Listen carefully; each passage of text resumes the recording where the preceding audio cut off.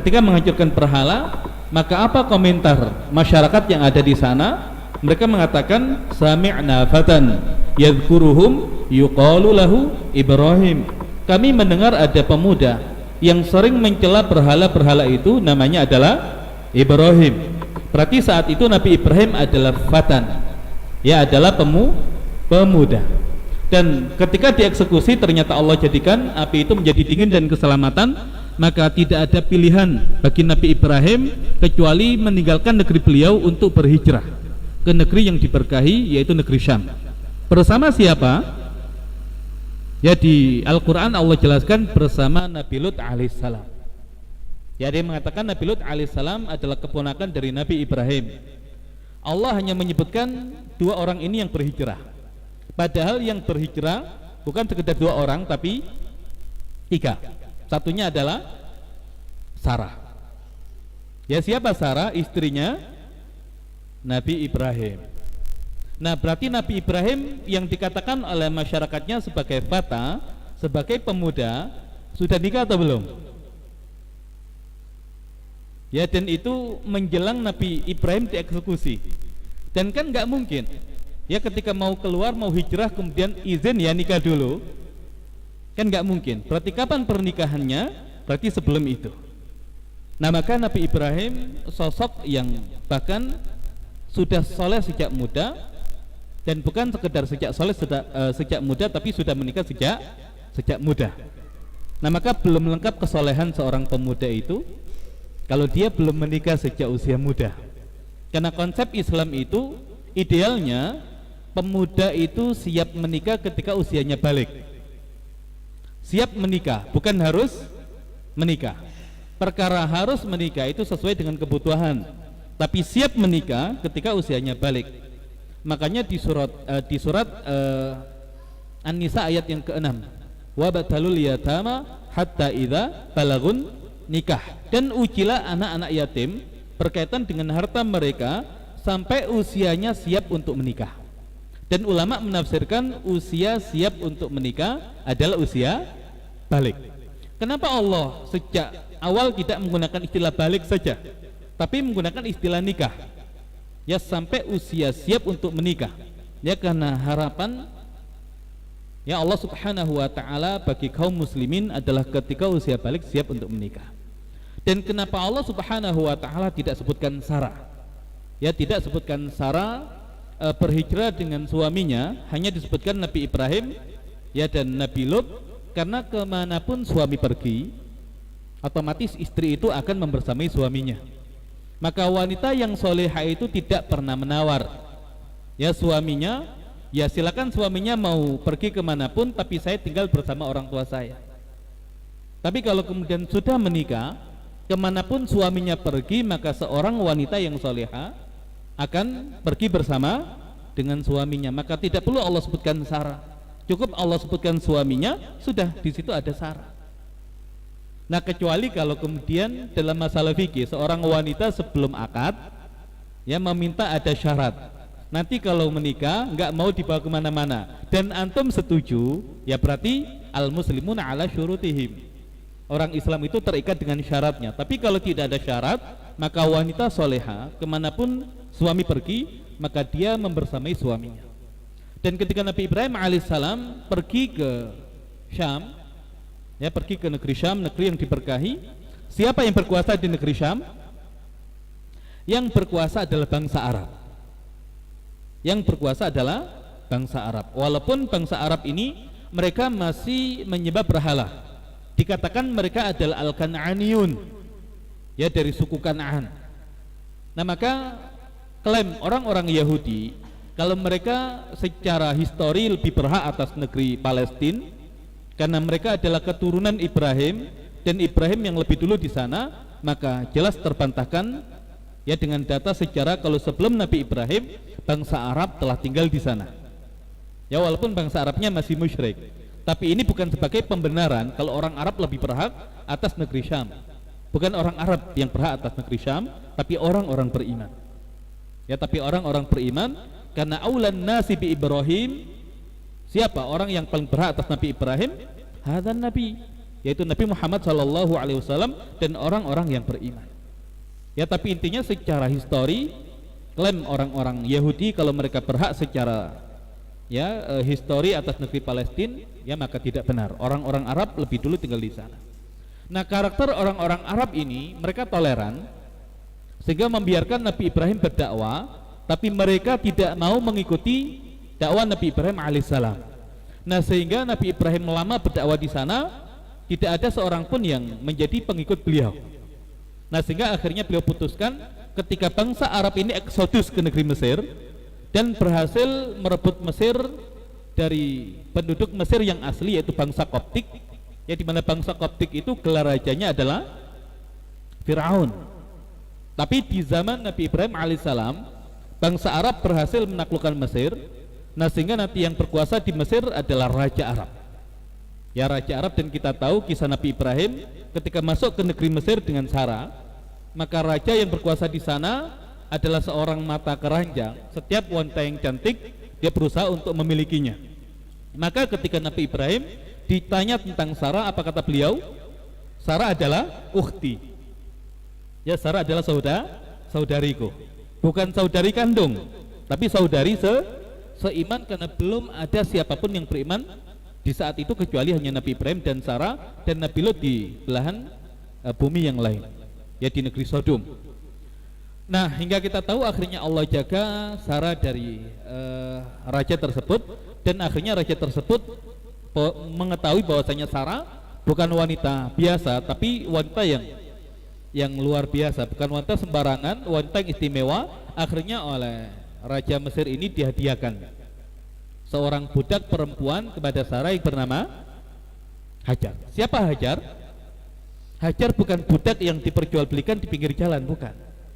Hajar itu bangsawan Mesir, tapi karena kalah perang maka otomatis jadi tawanan perang. Nah, karena jadi tawanan perang otomatis jadi budak, ya, sehingga oleh raja yang berkuasa, ya, Sarah dihadiahkan, Hajar dihadiahkan kepada Sarah. Tapi lagi-lagi Sarah bukan budak biasa, apalagi budak berkulit hitam. Itu sebuah klaim yang mengada-ada. Ya, Sarah itu Hajar itu asli orang Mesir. Makanya Nabi Muhammad SAW berpesan kepada para sahabat, kalau nanti sahabat masuk ke negeri Mesir, ya, maka hendaklah mereka berbuat baik kepada penduduk Mesir karena ada hubungan rahim dan dhimmah. Rahim karena Hajar adalah orang Mesir, dan dhimmah karena Maria Al-Qibtiyah, ya, budak perempuan Nabi Muhammad SAW yang melahirkan Ibrahim, ya, juga berasal dari orang Koptik, ya, orang Mesir. Nah, hingga akhirnya kemudian nanti Hajar dinikahi oleh Nabi Ibrahim alaihissalam, dan kemudian melahirkan anak yang bernama Ismail. Dan oleh Nabi Ibrahim alaihissalam, Hajar dan Ismail ini dipindahkan di satu tempat yang di dalam Al-Quran beliau mengatakan, inni askantu min dzurriyyati biwadin ghairi dzi zar'in 'inda baitikal muharram. Wahai Rabbku, sesungguhnya aku menempatkan sebagian anggota keluargaku di sebuah lembah yang tidak ada tanaman di dekat rumahmu yang mulia. Nah, berarti Mekah itu gersang, ya, sejak zaman, ya, Nabi Ibrahim alaihissalam. Ya, tidak ada tanaman di sana, namun di sana ada Baitukal Muharram, rumahmu yang mulia, yaitu Ka'bah. Makanya dikatakan di surat Al-Baqarah, wa idh yarfa'u Ibrahimul qawa'ida minal bait wa Ismail. Dan ingatlah ketika Ibrahim meninggikan pondasi Baitullah dan juga Ismail. Maka siapa yang pertama kali membangun Baitullah? Ulama berbeda pendapat. Ada yang mengatakan malaikat, ada yang mengatakan Nabi Adam, dan ada yang mengatakan Nabi Ibrahim. Tapi kalau kita kumpulkan pendapat-pendapat itu, maka yang membangun pondasinya adalah malaikat, kemudian dilanjutkan oleh Nabi Adam alaihissalam. Dan di zaman Nabi Nuh alaihissalam ketika banjir, ya, melanda satu bumi, maka bangunan Ka'bah itu hancur dan pondasi yang ada itu kemudian ditinggikan oleh Nabi Ibrahim alaihissalam. Nah, sehingga walaupun belum ada apa-apa, sudah ada pondasinya, dan Nabi Ibrahim, ya, sengaja meletakkan keluarganya di tempat tersebut, ya, agar apa? Agar dekat dengan rumahnya Allah Subhanahu wa taala. Dan apa doa Nabi Ibrahim? ketika meninggalkan keluarganya ada di sana, Rabbi ja'al hadza baladan amina warzuq ahlahu minats tsamarat. Ya Allah, jadikan negeri ini menjadi negeri yang aman dan berilah rezekinya berupa buah-buahan. Yang mirip ayat itu di surat apa? Itu Al-Baqarah. Rabbi ja'al hadza baladan amina warzuq ahlahu minats tsamarat. Tapi nanti ada Rabbi ja'al hadzal balada amina wajnubni wa baniya an na'budal asnam. Surat apa? Ini para penghafal Al-Qur'an kan? Surat apa? Surat Ibrahim. Ya, satu surat Al-Baqarah, satu surat Ibrahim. Di Al-Baqarah untuk balatnya enggak pakai al. Kalau di surat Ibrahim balatnya ada alnya. Nah, maka kalau kita belajar bahasa Arab, isim yang ada alnya itu namanya ma'rifah, definitif. Kalau yang tidak ada alnya namanya nakirah. Kalau disebut al-balada berarti Mekah itu sendiri. Ya, kalau baladan bisa jadi Mekah dan sekitarnya.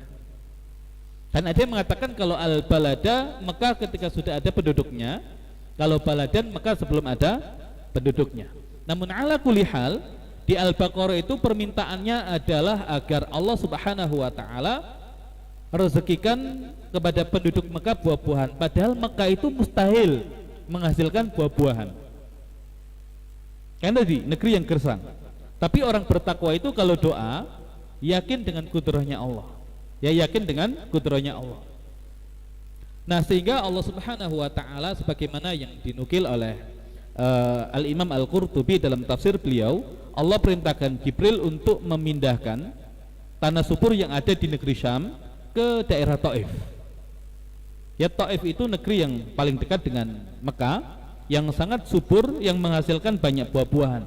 Dan dari buah-buahan Taif inilah kemudian ya diekspor ke negeri Mekah. Karena yang paling memungkinkan zaman dulu adalah Taif. Nah, kira-kira ketika Mekah aman tapi sekitarnya tidak aman, mungkin nggak buah-buahan itu masuk ke negeri Mekah? Nggak mungkin. Ya, makanya biar buah-buahan itu masuk ke negeri Mekah, Allah tidak hanya menjadikan Mekah yang aman, tapi negeri sekitar Mekah. Dan kalau kita kaitkan dengan tema makanan, kenapa Taif itu aman? Karena Taif adalah penyuplai buah-buahan ke negeri Mekah. Nah, kalau hari ini kita tarik pelajaran dari doa Nabi Ibrahim, apakah jangan-jangan setiap negeri yang mengekspor buah-buahannya ke negeri Mekah akan Allah jadikan negeri tersebut menjadi negeri yang aman? Nah, silakan antum teliti.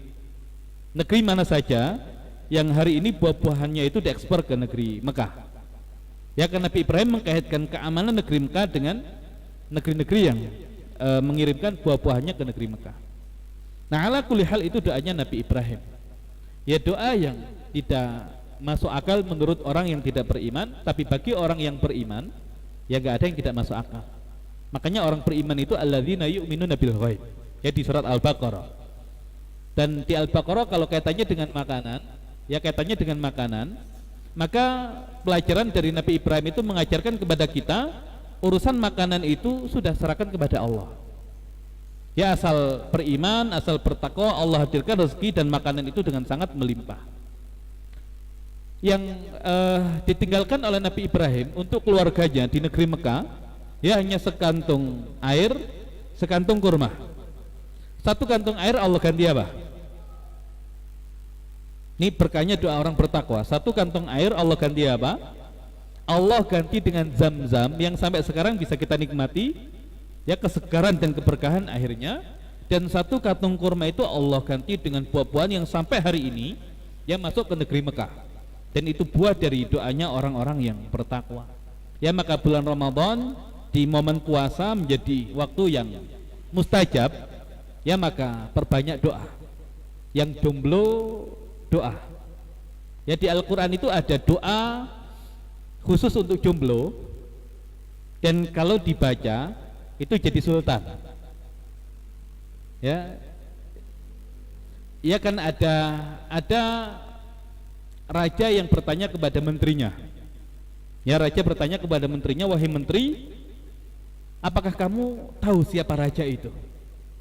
Ya, maka menteri itu mengatakan, Anda wahai baginda. Maka kata menteri tersebut, bukan. Ya, raja itu rajulun la na'rifu wa la ya'rifuna. Seorang laki-laki yang kita tidak kenal dia, dia pun tidak kenal, ya tidak kenal kita. Lahu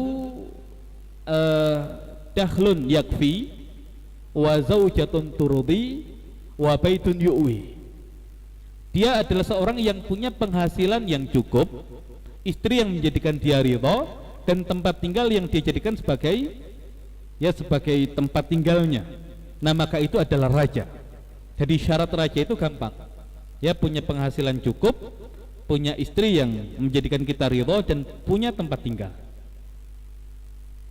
Nah, Nabi Musa alaihissalam ketika lari dari Mesir nggak punya apa-apa, nggak punya penghasilan, nggak punya istri, nggak punya tempat tinggal. Ya, apa doanya Nabi Musa? Apa doanya Nabi Musa? Hah? Di surat apa doanya Nabi Musa?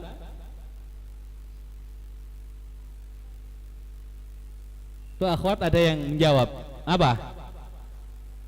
Surat Al-Qasas. Apa bunyinya?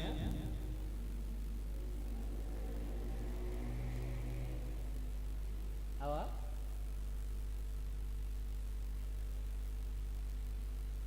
Rabbi ini lima anzalta alayya min khairin faqih. Ketika doa itu apa yang terjadi? Wajah ihdahuma tamshi ala istihya, maka datang salah seorang di antara keduanya dengan malu-malu. Ya, dengan malu-malu. Dan bukan sekedar malu ya, tapi ala istihya. Ya, seolah-olah di atas sekedar malu tapi punya rasa malu yang luar biasa. Ini wanita yang luar biasa. Makanya ulama mengatakan Nabi Musa itu kan harus membayar mahar dengan bekerja selama 8 tahun, atau kalau mau menyempurnakan 10 tahun silakan. Al-Quran tidak menyebutkan tahun yang dipilih oleh Nabi Musa, tapi dalam hadits sahih Nabi menjelaskan tahun yang dipilih oleh Nabi Musa adalah 10 tahun, dan gadis yang dinikahi oleh Nabi Musa adalah adiknya. Jadi nggak ada masalah. Jadi kalau ada kakaknya, antum ingin nikah dengan adiknya, bilang Nabi Musa itu dapat adiknya. Ya, orang tuanya yang soleh nggak masalah, kakaknya yang soleha nggak masalah, dilangkai oleh adiknya. Dan betapa mahalnya sifat malu pada perempuan, sampai Nabi Musa itu rela untuk bekerja selama 10 tahun karena sifat malu yang ada dalam diri gadis tersebut. Dan hari ini kalau nyari gadis yang punya karakter begitu, ada nggak? Kalau dulu laki-laki yang nembak perempuan, kalau hari ini ya bahkan saking nggak punya malunya gitu loh, perempuan itu ngejar laki-laki. Makanya laki-laki itu menang apa? Laki-laki itu menang milih, dan perempuan menang nolak. Karena perempuan tidak milih, dia dipilih. Makanya laki-laki itu menang milih, tapi perempuan berhak menolak. Ya, makanya dia menang nolak. Ada yang pernah memilih dan ditolak? Hah? Belum. Kalau belum, dicoba lagi untuk yang kedua. Ya, potensi penolakan lebih besar. Kalau antum nggak ditolak, antum hebat berarti. Ya, antum hebat. Nah, itu Nabi Musa, nggak punya penghasilan, punya penghasilan. Nggak punya istri, punya istri. Nggak punya rumah, punya rumah. Nah, maka Nabi Musa itu sultan kontan. Kalau kita itu sultan kredit. Kerja dulu kan, sampai punya penghasilan yang cukup, berani nikah. Ya, kemudian ketika nikah baru ngontrak. Sebelumnya ya tadi tinggal di asrama kan, ya, atau kemudian tinggal di mana.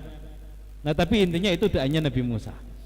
Nah, kemudian Nabi Ibrahim yang meninggalkan Hajar dan Ismail di Mekah, yang tidak ada seorang pun di sana. Kemudian kita tahu kemudian Allah hadirkan Zam-Zam itu, dan nanti ketika ada air, maka jelas burung-burung yang ada di padang pasir ketika itu berterbangan di atasnya. Dan ada satu suku, yaitu suku Jurhum, yang kebetulan tidak jauh dari tempat itu. Mereka melihat pergerakan burung-burung itu, maka mereka membuat kesimpulan, ya jelas ada air.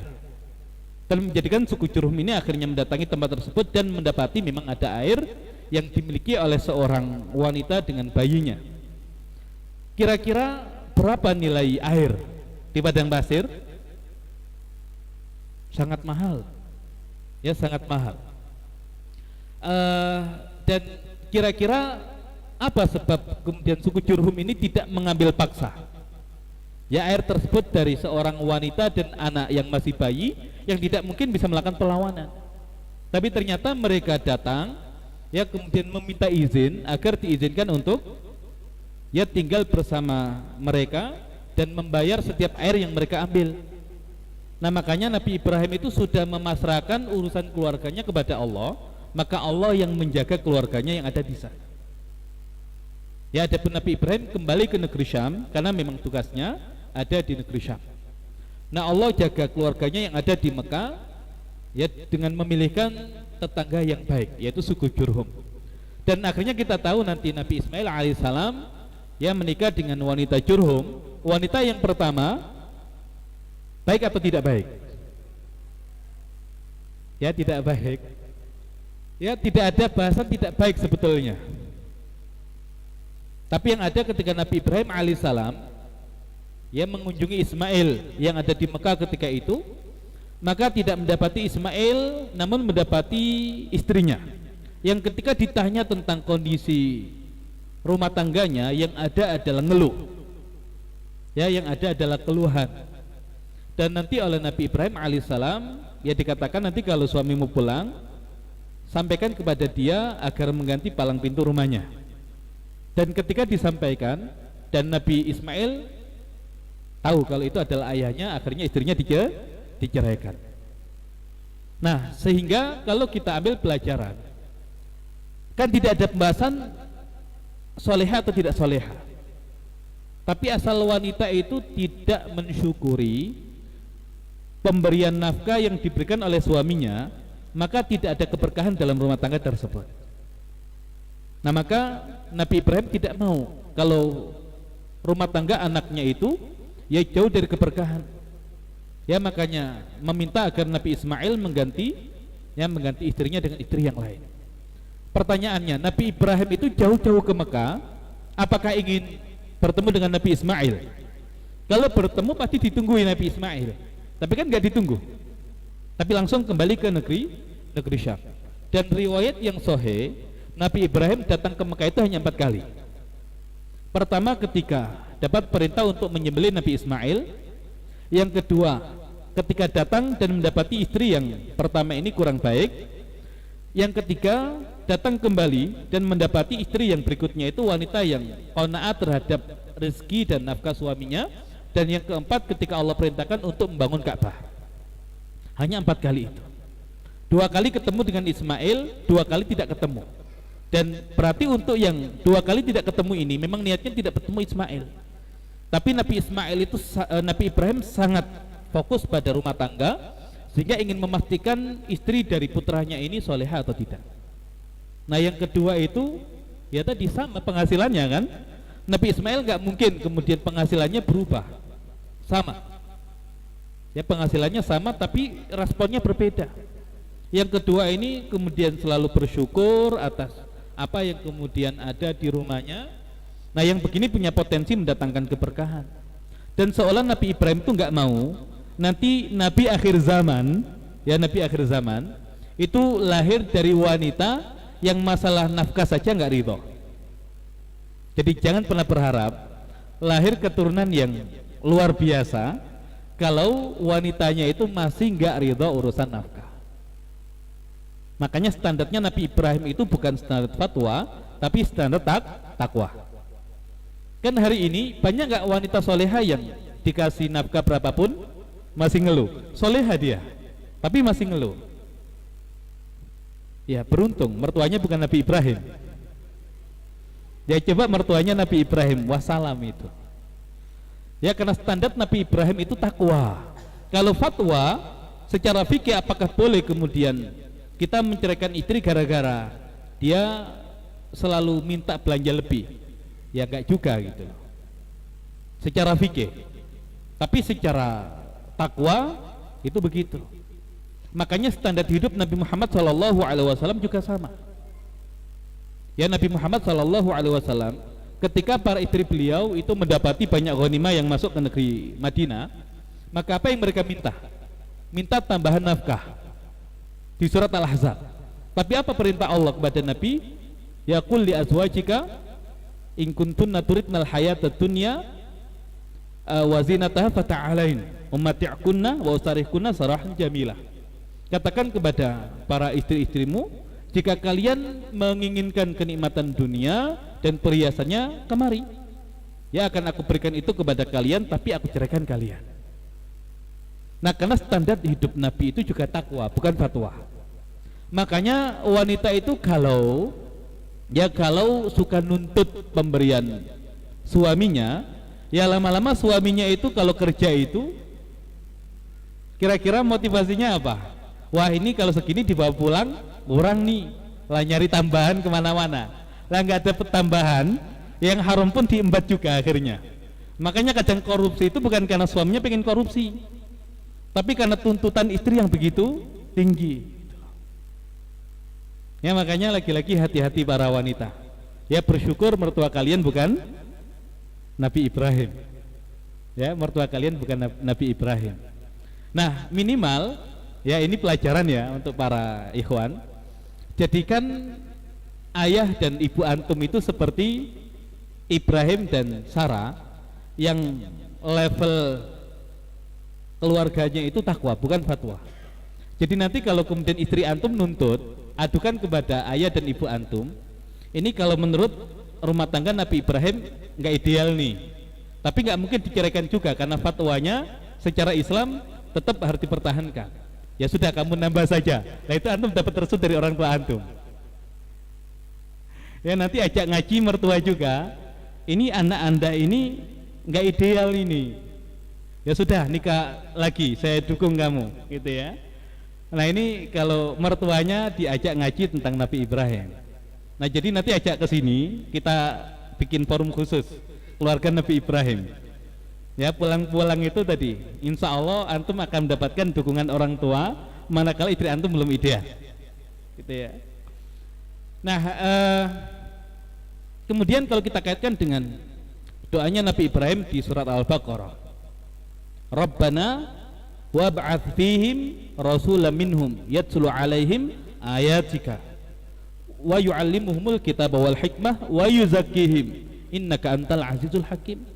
Wahai Rabb kami, wab'ats fihim, dan utuslah di dalam mereka. Dalam bahasa Arab ada ba'atha, ada arsala. Apa bedanya? Ba'atha dengan arsala. Ya, kita menyebut rasul itu kan utusan. Ya, kadang kita menyebut al-mab'uts, yang diutus juga. Apa bedanya ba'atha dengan arsala?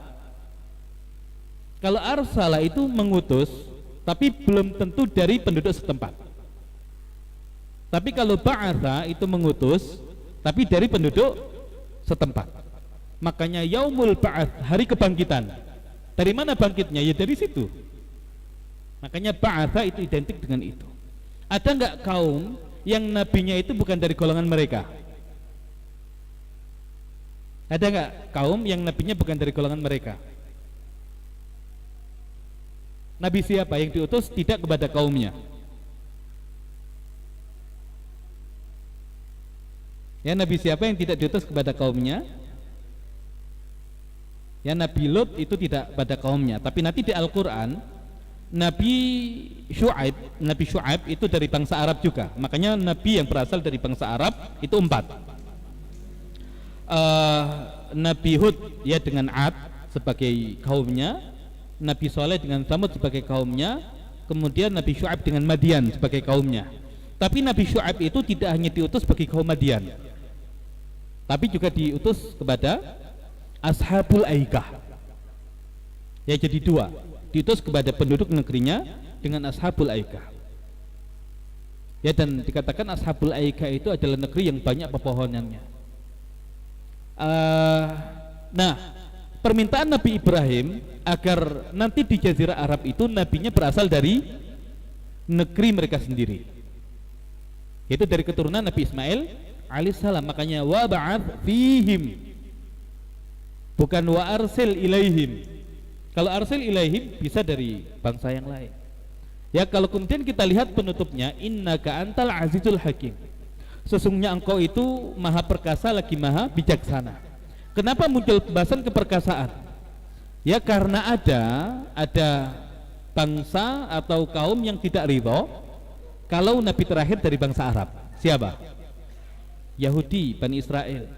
Tapi Allah itu Al-Aziz, tidak ada yang bisa mengintervensi Allah. Dan Allah itu Hakim, Allah itu maha bijaksana, ada hikmah di balik pengutusan Nabi Muhammad SAW yang berasal dari bangsa Arab. Hajar tidak menunggu lama punya anak yang bernama Ismail. Sarah nunggu sampai lama, ya kemudian punya anak namanya Ishak. Dan karena penantian Sarah itu sangat panjang, ya Allah Subhanahu wa taala berikan hadiah ya untuk Sarah, bahwasanya para nabi itu nanti berasal dari jalur keturunan Ishak. Ya, Ishak, kemudian Yakub yang disebut juga Israel. Nah, dari Israel ini kan nanti banyak yang akhirnya adalah Nabi Isa alaihissalam.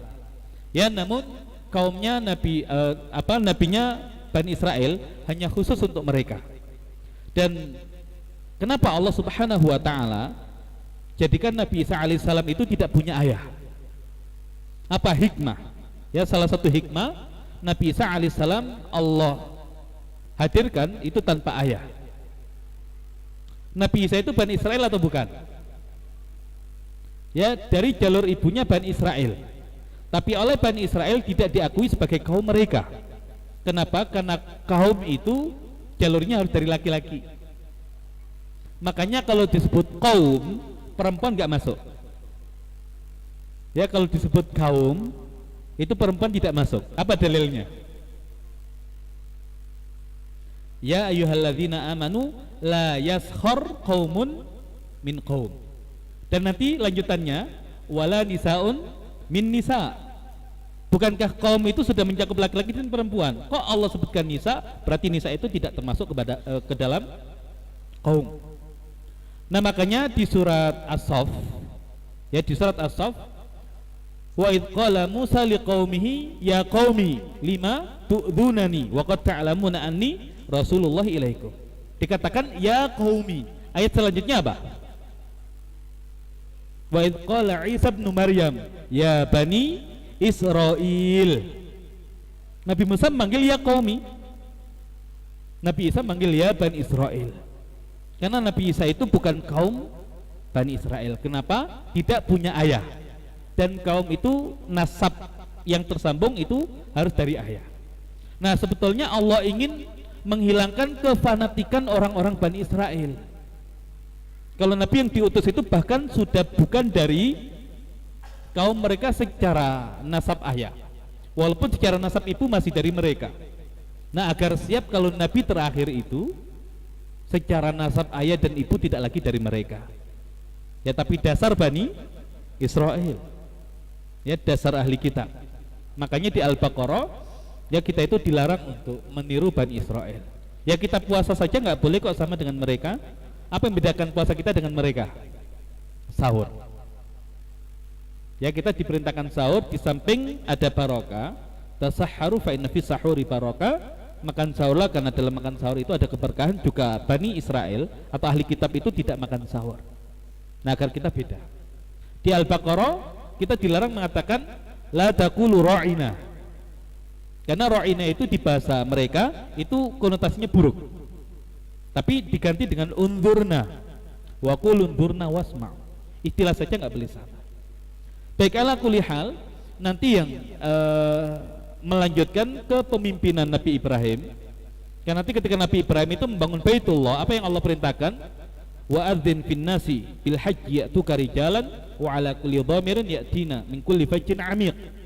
Dan serulah manusia untuk mengerjakan haji, yang mereka akan datang kepadamu dengan mengendarai unta-unta yang kurus dan berjalan kaki min kulli fajjin amiq, dari segenap penjuru jalan yang jauh.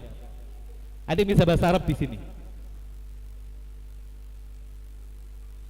Ya, jauh bahasa Arabnya apa? Jauh. Ba'id. Ya, kalau dulu ada ungkapan wajhuka ba'id. Apa wajhuka ba'id? Muka lo jauh. Ya, ini zaman dulu. Ini yang muda-muda belum ngerti kayaknya, ini baru bayi kayaknya. Ya, muka lo jauh, wajhuka ba'id. Nah, tapi kalau amiq itu bukan jauh. Kalau antum baca terjemahannya jauh, tapi amiq itu artinya dalam. Ya, digunakan untuk sumur atau kemudian sungai. Nah, itu amiq. Kira-kira jauh dengan paling jauh beda nggak? Ya, unta sampai kurus itu karena berjalan dari tempat yang sangat jauh. Pertanyaannya, tempat yang paling jauh dari kita mana? Tempat yang paling jauh dari Masjid Al-Mahdi ini mana? Paling jauh. Enggak, kata siapa? Maka paling jauh. Antum memang sudah ngitung. Mana tempat yang paling jauh? Yang paling jauh adalah kalau antum masuk ke bawah, tembus bagian bumi yang lain, nah itu paling jauh. Makanya Al-Quran membahasakan min kulli fajjin amiq. Kalau dikatakan min kulli fajjin ba'id, sekedar jauh. Tapi kalau amiq, konsekuensinya adalah paling jauh. Dan ini menjadi dalil kalau bumi itu bulat. Jadi Al-Quran itu mengatakan bumi datar atau bulat? Ya, secara penampakan datar. Alam naj'alil arda mihada. Dan kata alam naj'al itu menggunakan fi'il, dan fi'il itu terikat dengan waktu. Alladzi ja'ala lakumul arda firasya. Pakai ja'ala itu fi'il. Berarti apa? Bumi itu secara sementara menurut pandangan kita di hamparan. Tapi kalau kemudian kita mau berpikir lebih dalam, bagian bumi agar setiap bagiannya itu menjadi hamparan, berarti bentuknya seperti apa? Kalau bentuknya kubus, berarti sudutnya itu nggak mungkin hamparan. Ya, kalau persegi panjang nggak mungkin. Ya, prisma segala macam nggak mungkin. Berarti bentuk yang paling memungkinkan agar setiap bagiannya itu hamparan adalah bulat. Nah gitu. Ya, makanya Al-Quran tidak bertentangan dengan fakta ilmiah kalau bumi itu bulat, dan itu selaras dengan informasi yang ada dalam Al-Quran. Tapi kenapa Nabi tidak menjelaskan kepada para sahabat kalau bumi itu bulat? Ya, belum masuk di akal masyarakat ketika itu. Kalau Nabi mengatakan bumi itu bulat, ditolak oleh masyarakat zaman dulu, diterima oleh kita zaman sekarang. Tapi kalau Nabi mengatakan bumi itu datar, diterima oleh masyarakat zaman dulu, ditolak oleh masyarakat hari ini. Makanya Al-Quran berkaitan dengan ilmu pengetahuan itu menyesuaikan kadar akal manusianya. Hadithun nas bima ya'qilun. Berbicara dengan orang sesuai dengan kadar akalnya. Aturiduna ayyukadzaballahu wa rasul. Apakah kamu ingin Allah dan Rasulnya itu diingkari gara-gara nggak masuk logikanya? Nah gitu. Kalau masyarakat zaman dulu penting nggak informasi bumi itu bulat? Nggak penting, nggak ada manfaat. Kalau hari ini penting nggak? Apa manfaat bagi kita? Saya mau mudik nih, mudik ke Gresik, Jawa Timur. Kalau saya naik pesawat lewat barat, nyampe nggak? Ya, pesawat lewat barat nyampe nggak? Nyampe, cuman jauh banget kan? Gitu loh. Makanya hari ini tinggal dihitung mau lewat barat atau lewat timur, sama-sama nyampe nya. Tapi ketika ternyata lebih dekat lewat timur, ya ngapain harus lewat barat? Berarti penting gak informasi hari ini? Nah, pesawat lewat jalur tadi timur ya ke Surabaya, dengan pesawat kalau lewat jalur barat muter sampai ke Surabaya, lebih mahal mana? Ya, secara biaya. Lah gitu. Berarti penting hari ini. Ya, penting hari ini. Nah intinya tadi Nabi Ibrahim seru tadi manusia untuk berhaji. Nah sepeninggal Nabi Ibrahim dilanjutkan Nabi Ismail. Setelah Nabi Ismail dilanjutkan oleh keturunan Nabi Ismail, nanti ada anak Nabi Ismail itu yang namanya Nabat, ya dikenalnya dengan Anbat. Kalau tidak salah mereka ini yang bangun Petra, Batra di Yordania. Ya, sebagian yang lain mengatakan Petra itu adalah negeri kedua setelah Al-Hijr. Al-Hijr itu kaumnya, ya negeri kaum Tsamud. Ya, Nabi kan ketika nanti perang Tabuk itu kan melewati Al-Hijr. Ya, kaumnya Nabi Soleh. Dan ada yang mengatakan negeri utama memang di Al-Hijr untuk Tsamud, tapi Petra itu adalah negeri kedua. Tapi ada yang mengatakan tidak terkait secara langsung karena Petra itu dibangun oleh keturunan Nabi Ismail, ya Nabat. Tapi ala kulli hal, lama kelamaan akhirnya pengaruh Nabi Ismail itu dengan keturunannya dikalahkan oleh suku Jurhum. Maka akhirnya yang berkuasa adalah orang-orang Jurhum. Jadi lama maka itu dikuasai oleh orang-orang Jurhum sampai ketika suku Jurhum ini dikalahkan oleh Bani Khuza'ah, ya oleh suku Khuza'ah. Dan suku Jurhum ini sebelum meninggalkan Mekah, apa yang mereka lakukan? Mereka mengubur Zam-Zam agar orang-orang Khuza'ah itu kalau masuk ke Mekah tidak punya akses air. Nah dikubur itu Zam-Zam itu. Nah kemudian sampai dikuasai oleh orang-orang Khuza'ah ini, orang-orang Arab itu masih bertauhid. Sampai nanti diantara keturunan orang-orang Khuza'ah ada yang bernama Amr bin Luhai Al-Khuza'i. Tahu Amr bin Luhai? Ya seorang yang pertama kali membawa patung ke Mekah itu. Ya ketika dia pergi ke Syam, ya ke Busra yang ada di sana, dia membuat kesimpulan.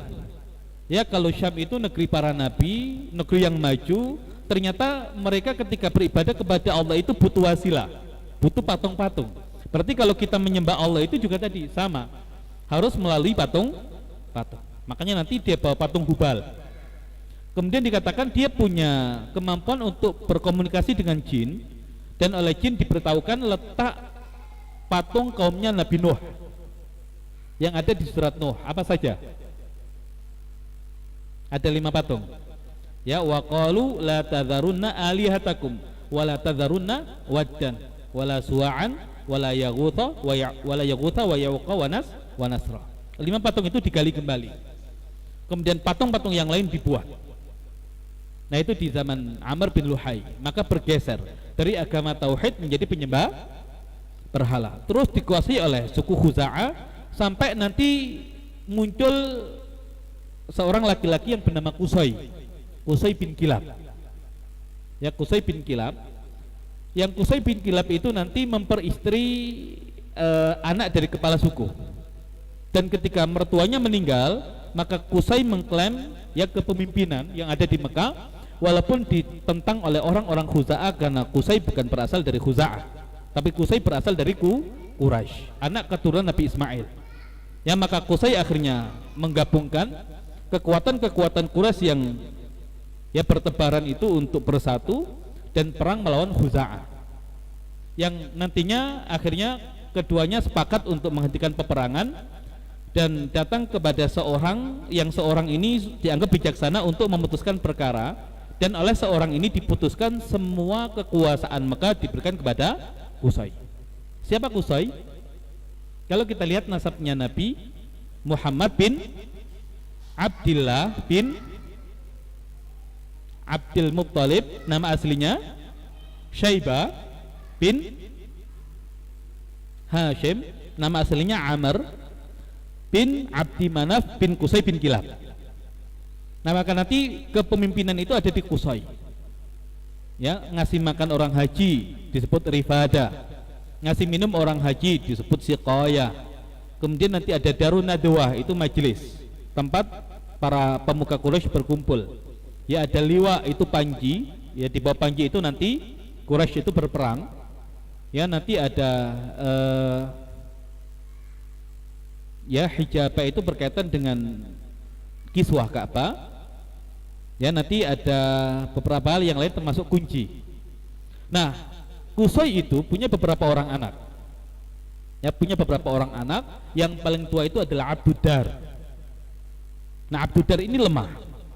Ya, sehingga oleh Qusay semua kekuasaan diberikan kepada Abdudar. Ya, kenapa? Karena dia lemah agar dimuliakan oleh kaumnya. Nah, ketika Abdudar meninggal, maka anak-anak Qusay yang lain itu berebut tadi. Ya, berebut kekuasaan tersebut, ya, sehingga akhirnya dibagi-bagi.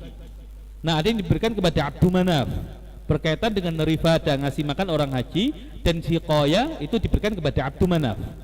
Nanti kalau berkaitan dengan kunci kepada keturunan Abdudar. Ya, makanya Al-Abdari itu yang megang kunci. Ada sahabat namanya Utsman bin Talha, pemegang kunci. Nah, itu dari keturunan Abdudar. Dan sampai sekarang itu harusnya yang megang kunci adalah keturunan dari Abdudar ini. Ya, karena Nabi Muhammad SAW ketika mengambil kunci itu, Allah perintahkan untuk mengembalikan kepada pemiliknya. Ya, antu adul amanati ila ahliha. Nah, dari Abdu Manaf nanti diberikan kepada Hashim. Ya, jadi Abdu Manaf punya 4 orang anak. Hashim, Muttalib, kemudian Naufal, kemudian Abdu Syams. Ya, 4 orang anak ini. Dan 4 orang anak ini yang nanti merintis usaha dagang. Ya, kalau Hashim itu ke Syam. Kalau Muttalib itu ke Yaman. Makanya kita mengenal ada Ilaf. Ya, ketika Syita dan Saif. Kemudian Abdu Syams itu diperintahkan kepada Raja Najasyi di Habasyah, dan Naufal itu kepada Kisra di Persia. Jadi ini 4 orang anak dari Abdu Manaf. Tapi yang tertinggi adalah Hashim. Nah, Hashim itu ketika menikah dengan Salma, ya, Salma itu wanita mulia dari Bani Najran. Saking mulianya, siapapun yang menikahi Salma ini, ya, yang menikahi Salma An-Najjariyah ini tidak berhak untuk menyeraikan Salma, tapi Salma yang berhak menceraikan dia. Saking mulianya wanita ini. Jadi hak cerai itu ada di tangan perempuan. Nah, ketika Hashim menikah dengan Salma ini punya anak laki-laki, nggak lama Hashim meninggal. Nah, Muttalib tahu kalau saudaranya ini punya anak di Madinah. Makanya diambil sama Muttalib, diajak ke Mekah, dinaikkan ke untanya di belakang dia. Maka orang-orang mengira itu adalah budaknya Muttalib. Makanya dipanggil Abdul Muttalib. Padahal itu keponakannya yang bernama Syaibah. Tapi karena sudah telanjur disebut Abdul Muttalib, ya akhirnya namanya Abdul Muttalib. Padahal Muttalib itu pamannya. Dan Muttalib itu kalau kita tarik ke bawah nasabnya, ya nanti ketemu Imam Asy-Syafi'i. Ya, Imam Asy-Syafi'i itu Muttalib, Al-Muttalibi. Dan Ahlul Bait yang berhak mendapatkan humus dari ghanimah itu adalah Bani Hashim dan Bani Muttalib. Adapun Bani Naufal dan Bani Abdu Syams, yang nanti Abdu Syams punya anak namanya Umayyah, lahir Bani Umayyah. Nah, ini tidak termasuk Ahlul Bait. Kenapa? Karena ketika Nabi diboikot itu hanya dengan 2 kabilah ini, Bani Hashim dan Bani Muttalib. Maka Nabi mengatakan Banu Hashim wa Banu Muttalib syai'un wahid. Baik, ala kulli hal nanti Bani Hashim, ya, dari Bani Hashim nanti diturunkan kepada Abdul Muttalib. Jadi masalah ngasih makan, ngasih minum orang haji itu Abdul Muttalib. Nah, di zaman Abdul Muttalib ini juga nanti ada serangan pasukan bergajah dipimpin oleh Abraha. Gajahnya dari mana? Ada yang mengatakan dari Lampung. Ya, tapi kejauhan. Ya, di kita itu pokoknya mengklaim apa-apa harus dari Indonesia. Kapalnya Nabi Nuh itu dari kayu jati, dibuatnya di Jepara. Ya, kemudian Nabi Sulaiman itu bermarga Jawa karena ya, Soekarno, Soeharto, Susilo kan orang Jawa kan. Nah, dari Sulaiman. Adapun Sabah itu karena banyak hutannya. Hutan itu bahasa Jawanya wana. Sabah itu Sabah. Ya, hutan Sabah berarti Wonosobo. Ya, kemudian dipindahkan itu ya istananya yaitu Borobudur, karena dikatakan di Al-Quran itu Nabi Sulaiman memerintahkan setan-setan buat patung-patung. Di Borobudur kan banyak patungnya. Nah dikatakan dalam Israiliyat yang memindahkan tuh Asif bin Barakhoya. Asif itu orang Sunda, karena nggak bisa ngomong F jadinya Asep, yaitu ilmu gato-gatoan. Nah, antum tahu kisah Ashabul Ukhdud? Ashabul Ukhdud, ya ketika orang-orang Najran itu beriman, tapi mereka beragama Kristen, tapi Kristennya Kristen yang masih murni, mengatakan Nabi Isa itu bukan Tuhan tapi Nabi. Nah, dikisahkan dalam hadis seorang anak muda, yang anak muda ini dipilih oleh raja untuk menjadi penerus penyihir. Yang penyihir itu sudah tua, makanya minta agar raja itu mencarikan anak muda yang berbakat, mau diturunkan ilmu sihirnya, agar nanti kalau penyihirnya meninggal, raja itu masih punya penyihir. Nah, terpilih seorang anak muda. Nah, anak muda ini ketika pergi ke tempat penyihir, di tengah perjalanan ketemu dengan seorang pendeta, ya pendeta Nasrani, ya sehingga belajar di samping kepada penyihir juga kepada pendeta. Ya lama-lama akhirnya dia ingin menguji ilmu yang benar itu ilmunya pendeta atau ilmunya penyihir. Ketika ada dabah hewan yang sangat besar yang menjadikan orang-orang itu takut lewat, maka dia menguji ilmunya pendeta dengan mengatakan, ya Allah, jika ilmu pendeta itu yang benar, jadikan hewan ini ya tidak menghalangi jalannya orang-orang. Akhirnya dia ambil batu, baca basmalah, dipukul, kemudian mati hewannya. Dan orang-orang taunya dia adalah murid penyihir, sehingga orang-orang mengatakan, oh muridnya penyihir sudah sakti sekarang. Makanya kalau ingin berobat, datangnya ke orang pintar nih, orang pintar. Ya, jadi kalau datang ke dukun dan mengatakan dukun itu orang pintar, karena yang datang itu hanya orang bodoh, makanya dukunnya jadi pintar. Ya makanya kalau antum ingin pintar, gaulnya dengan yang bodoh-bodoh saja, berarti antum jadi pintar gitu. Nah, sehingga akhirnya kemudian orang datang ke situ didakwai beriman sembuh, didakwai beriman sembuh. Akhirnya ada teman raja yang dia itu buta, kemudian datang ke pemuda itu, kemudian ingin disembuhkan. Kata pemuda itu, aku tidak bisa menyembuhkan, yang menyembuhkan adalah Allah. Kalau kamu beriman, aku doakan. Akhirnya dia beriman, ya dia beriman, kemudian didoakan dan dia bisa melihat kembali.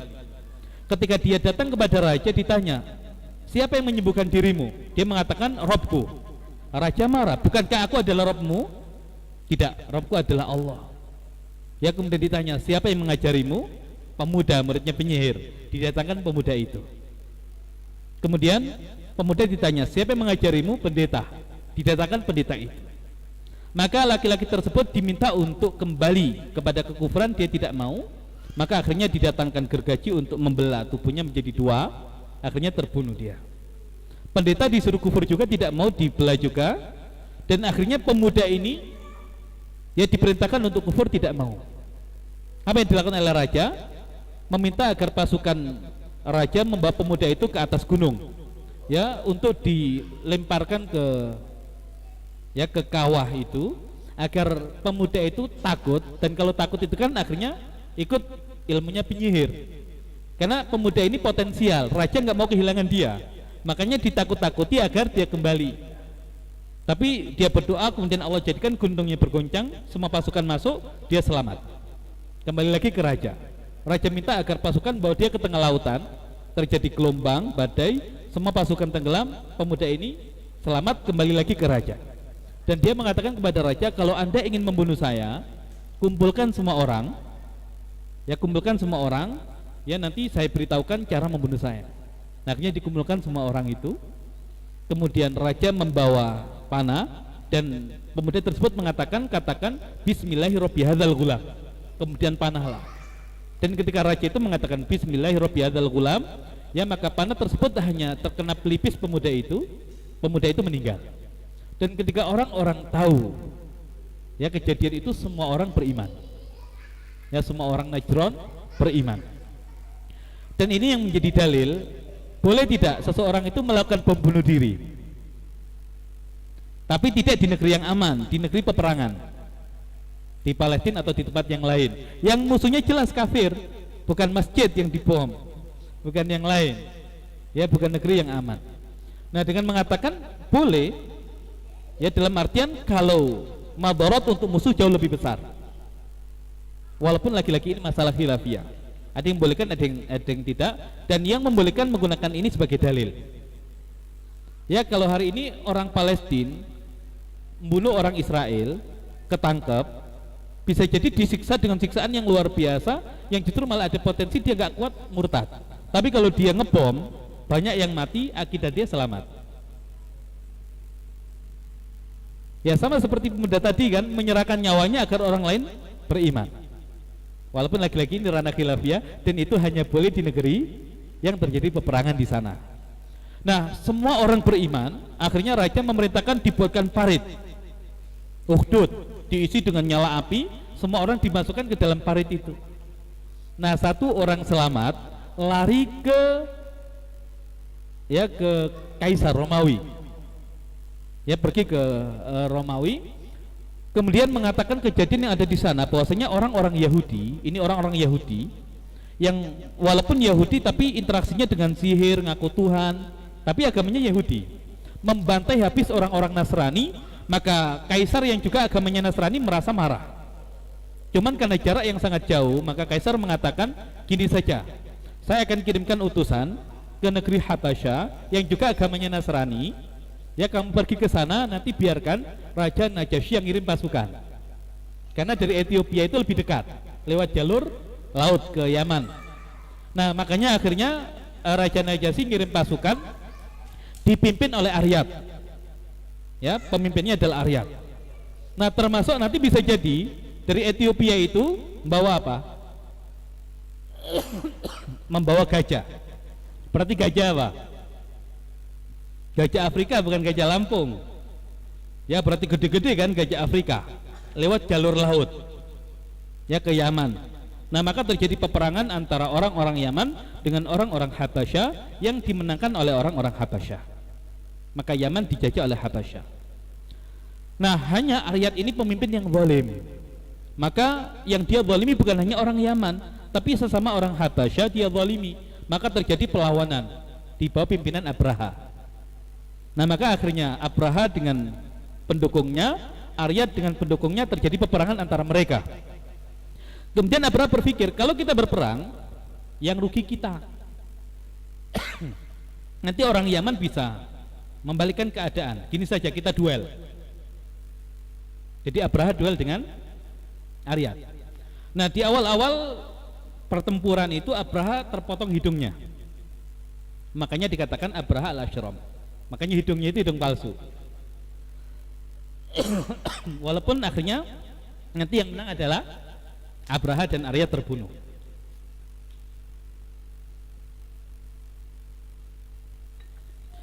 Nah, ketika nanti Raja Najasyi tahu, ya Najasyi itu bukan nama ya, tapi gelar ya. Ya, Najasyi itu tahu, maka dia marah dan dia bersumpah untuk menginjakkan kakinya di tanah Yaman dan akan menggunduli Abraha. Nah, Abraha gak ada niat melawan Najasyi, maka dia gundul kepalanya, dia ambil tanah Yaman, dia kirimkan ke Habasyah dengan mengatakan, wahai Najasyi, tidak perlu Anda jauh-jauh ke Yaman. Ya, ini saya sudah gunduli kepala saya bawakan tanah Yaman untuk Anda injak sehingga Anda tidak perlu datang ke Yaman. Ya, dan Abraha menunjukkan ketundukan dia kepada Najasyi. Nah, hanya Abraha ini masih merasa nggak enak dengan Najasyi. Maka dibuat Qulais, gereja besar, sebagai persembahan untuk Najasyi. Nah, akhirnya dia meminta orang-orang Arab itu nggak perlu haji, datangnya ke Qulais ini, gereja ini. Nah, orang-orang Arab yang sudah melekat tadi, ya agama Ibrahim dengan hajinya nggak mau, makanya akhirnya dilumuri kotoran. Makanya Abraha nggak terima. Ya, akhirnya dia rencanakan untuk menghancurkan Ka'bah. Ya, menghancurkan Ka'bah. Dan akhirnya kita tahu Allah abadikan kisah itu di surat apa? Di surat Al-Fil. Ya, di surat Al-Fil. Nah, dikatakan alam yaj'al kaidahum fi tadlil. Bukankah kami jadikan tipu daya mereka itu menjadi sia-sia? Antum tahu kaid? Kaid itu tipu daya antara yang nampak dengan yang tidak nampak berbeda. Abraha itu ingin menghancurkan Ka'bah enggak? Ya kan? Semua tahu kan? Nah itu nampak, kalau nampak bukan gaib bahasanya, tapi Al-Quran menyebut gaib. Berarti apa kira-kira yang ada dalam hati Abraha? Nah dia ingin selesai menghancurkan Ka'bah itu adalah membantai orang-orang Quraisy. Ya kenapa? Kalau orang Quraisy masih ada, dibangun lagi sama orang Quraisy. Nah agama Abraha apa? Nasrani. Agama orang Quraisy apa? Penyembah berhala. Mana yang lebih dekat pada kebenaran? Nasrani atau penyembah berhala? Nasrani. Tapi Allah hancurkan orang-orang Nasrani. Berarti bukan karena penyembah berhala. Karena apa? Di samping karena Baitullah, juga Allah ingin menjaga Nabi Muhammad SAW yang ada dalam kandungan. Karena kalau sampai rencana Abraha berhasil, para laki-laki dibantai, para wanita dijadikan sebagai tawanan perang, jadi budak, maka Nabi itu kan 50 hari pasca ya penyerangan pasukan bergajah itu lahir. Seandainya kejadian, maka Nabi lahir dalam keadaan menjadi budak, dan Allah nggak mau itu. Jadi sebetulnya Allah hancurkan pasukan bergajah itu karena Allah ingin melindungi ya Nabi Muhammad SAW. Antum tahu surat Al-Fil? Surat Al-Fil itu punya saudara di Al-Quran, surat yang sama-sama diawali dengan alam, yaitu surat Al-Insyirah. Surat Al-Insyirah itu temanya adalah kenikmatan yang Allah berikan kepada Nabi. Dan surat Al-Insyirah itu sebelumnya adalah surat apa? Al-Insyirah sebelumnya surat Ad-Duha. Secara urutan mushaf Ad-Duha, Al-Insyirah. Secara urutan turun sebelum Al-Insyirah Ad-Duha juga. Jadi Al-Duha dengan Al-Insyirah itu urutan mushafnya berurutan, urutan turunnya juga berurutan, dan temanya sama, nikmat untuk Nabi. Pertanyaannya, kenapa tidak Allah jadikan satu surat saja? Tahu urutannya kan bareng gitu loh, berurutan. Kenapa tidak Allah jadikan satu surat kalau temanya adalah kenikmatan untuk Nabi Muhammad SAW? Nah karena Al-Duha itu punya saudara. Cari surat yang belakangnya itu Ali Bengkok. Nanti beberapa surat, salah satunya adalah surat Toha. Toha ma anzalna alaikal qur'ana litashqa illa tadhkiratan liman yakhsha, dan seterusnya. Ya, wadduha walaili idza saja ma wada'aka rabbuka wa ma qala. Nah itu satu keluarga. Nah, surat Toha itu berbicara tentang Nabi Musa alaihissalam. Nabi Musa itu ketika datang kepada Allah, ya dikatakan qala wa ma a'jalaka an qaumika ya Musa. Apa yang menjadikan kamu terburu-buru wahai Musa? Nabi Musa mengatakan apa kata Nabi Musa? Wa ajiltu ilaika rabbi litaradha. Aku bersegera menghadapmu agar engkau ridho. Jadi levelnya Nabi Musa itu masih mencari keridhaan Allah. Kalau levelnya Nabi Muhammad, wala sawfa yu'tika rabbuka fataradha. Jadi Allah akan kasih Nabi Muhammad pemberian sampai Nabi Muhammad ridho. Level Nabi Musa itu masih mencari keridhaan. Kalau Allah sudah ridho pada Nabi Muhammad, bahkan Allah kasih pemberian yang Nabi Muhammad itu ridho. Dan Nabi Musa itu ketika menghadapi Fir'aun harus berhadapan sendiri dengan Fir'aun untuk mengalahkan musuhnya. Nabi Muhammad gak perlu berhadapan dengan musuhnya, yaitu Abraha. Sebelum lahir Allah yang ngirim pasukan untuk menghancurkan Abraha. Maka mana yang lebih mulia? Nabi Muhammad atau Nabi Musa? Nabi Muhammad SAW. Makanya kalau kita bahas kisah Nabi Muhammad itu tidak bisa dilepaskan dengan kisah Nabi Musa, karena mirip antar keduanya. Dan soal nanti di pertemuan berikutnya, ya kelahiran Nabi Muhammad akan kita kaitkan dengan kelahiran Nabi Musa. Baik. Nah di situ pasukan Abraha. Antum tahu kisah penggalian Zam-Zam? Tadi kan kita katakan ditutup oleh suku Jurhum. Kapan Zam-Zam dibuka kembali? Di zaman Abdul Muttalib. Yang ketika itu Abdul Muttalib hanya ditemani oleh putranya yang bernama Al-Harith. Ketika nanti orang-orang Mekah itu ingin merebut sumur itu, maka Abdul Muttalib merasa tidak ada anak laki-laki yang bisa membela aku. Makanya dia bernazar kalau punya 10 anak laki-laki akan dipersembahkan untuk Allah salah satunya. Dan anak yang terakhir siapa? Anak laki-laki yang terakhir siapa? Anak yang terakhir adalah Hamzah. Hamzah itu bedanya dengan Nabi mungkin 2 tahun dengan Nabi Muhammad. Makanya Abdullah kalau paling muda, masa setahun menikah punya anak namanya Muhammad? Enggak, yang paling kecil Hamzah. Makanya Hamzah itu saudara sesusuan Nabi. Nah, ketika punya anak Hamzah, berarti laki-lakinya 10. Nah, di situ kemudian dikorbankan, yang muncul nama Abdullah. Nah, saat itu untuk diat seseorang itu 10 ekor unta. Tapi khusus untuk Abdullah itu kan, 10 ekor unta yang keluar nama Abdullah, tambah 10 lagi Abdullah lagi, sampai 100 ekor unta, baru 100 ekor unta. Nah, makanya nanti ditetapkan di Islam diat pembunuhan itu adalah 100 ekor unta, ya, karena kasusnya Abdullah tadi. Dan Nabi Muhammad SAW mengatakan, anak ibnu adzabihain, aku adalah anak dari 2 orang ayah yang mau disembelih. Yang pertama adalah Ismail, yang kedua adalah Abdullah. Ya, yang kedua adalah Abdullah. Nah, anaknya Abdul Muthalib itu banyak. Ya, yang nanti ketika Nabi diangkat menjadi Nabi dan Rasul, yang hidup masih 4. 2 beriman, 2 kafir. Yang beriman Abbas dan Hamzah, yang tidak beriman Abu Lahab dan Abu Talib. Abu Lahab aslinya siapa namanya? Abdul Uzza.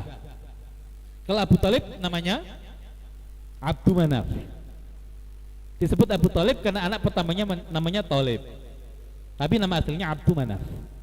Nah, kenapa yang Allah pilihkan menjadi ayah Nabi Muhammad adalah Abdullah? Ini nama yang mengandung ketauhidan. Ya, semuanya sudah Allah siapkan. Ya, ayahnya Abdullah, ibunya Aminah. Dari kata aman dan amanah. Ya, jadi nama bukan sembarang nama, ada maksud di balik itu. Nah, ini kondisi masyarakat sebelum kelahiran Nabi Muhammad SAW. Tapi antum tahu alurnya kan? Nah, di zaman Nabi Yusuf yang berkuasa di Mesir siapa? Masih Malik. Makanya dikatakan yang bermimpi Malik. Kemudian perdana menterinya disebut Al-Aziz. Di zaman Nabi Musa yang berkuasa siapa? Fir'aun. Karena bangsa Koptik menggulingkan kekuasaan bangsa Arab, dan Bani Israel dianggap sekutunya orang Arab, makanya dianiaya oleh Fir'aun dan ya orang-orang Mesir. Nah, itu sejarahnya begitu. Baik. Ya, kita sampai jam berapa? Jam 10. Baik, ini kurang 7 menit ya, jam 10. Ya, insya Allah kita cukupkan itu sebagai gambaran awal.